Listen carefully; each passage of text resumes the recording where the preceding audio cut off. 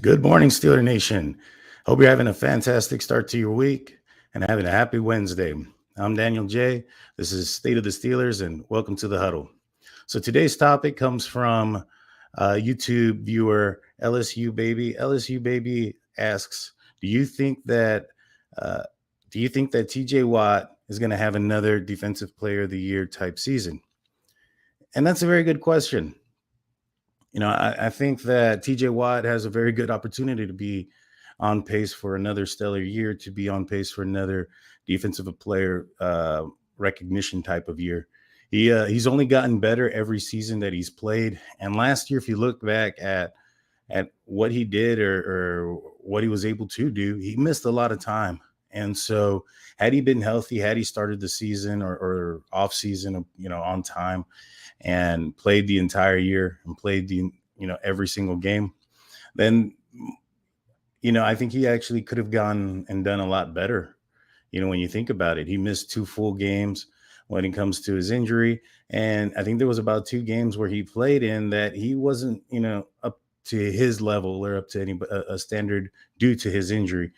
And so, I mean, it was noticeable that he was slower. I think it was the game against the Packers where he was running down Aaron Rodgers and wasn't able to run him down as Aaron ran into the end zone.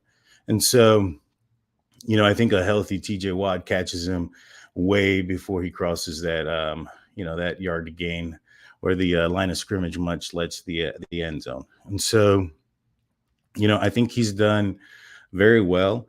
We look back, starting in 2018, he had 13 sacks. 2019, he went up to 14 and a half.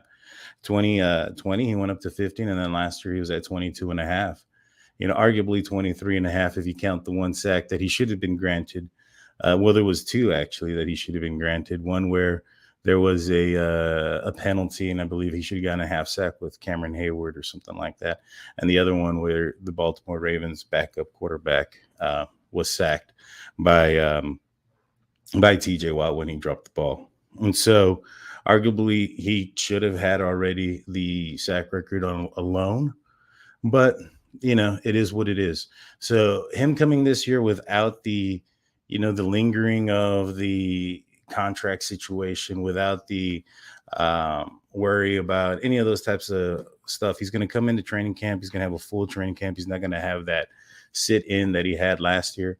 And for, hopefully he'll come in a little bit healthier and be able to, be healthy the entire year. That's basically what he's going to come down to.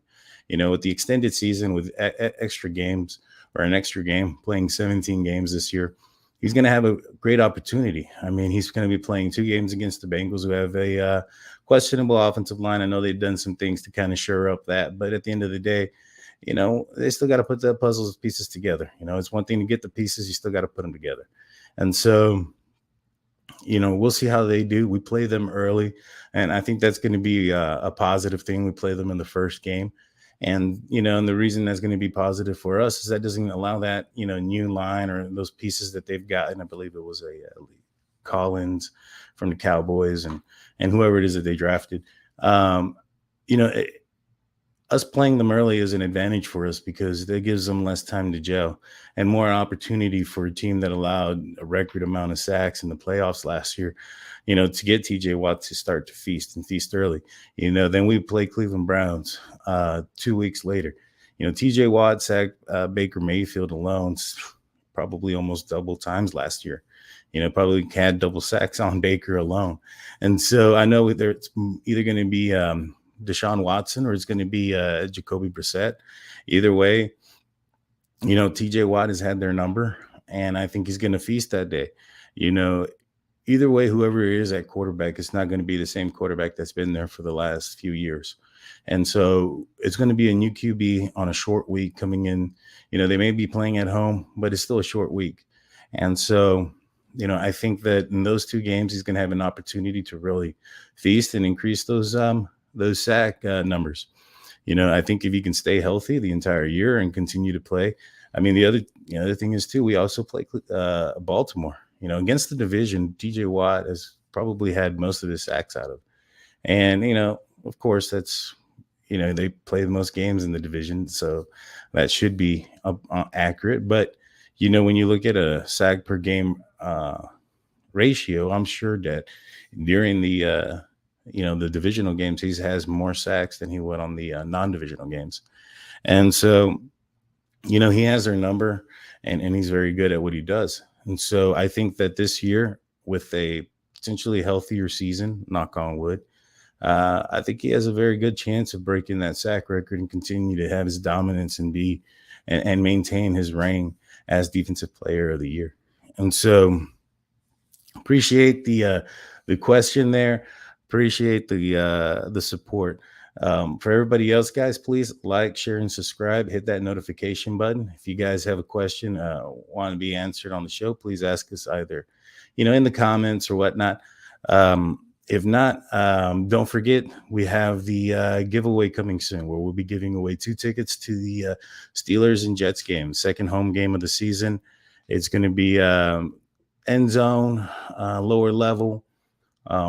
It's going to be a good game. It's going to be a good opportunity to see either Kenny Pickett or Mitch Trubisky, whichever one wins that battle, participate in the, early on and see what they can do against a up and coming new star quarterback. I put that in quotations in what's his name? Zach Wilson. And so we'll see what happens. I think that matchup's fair is good for our defense, and I think you'll have a great time.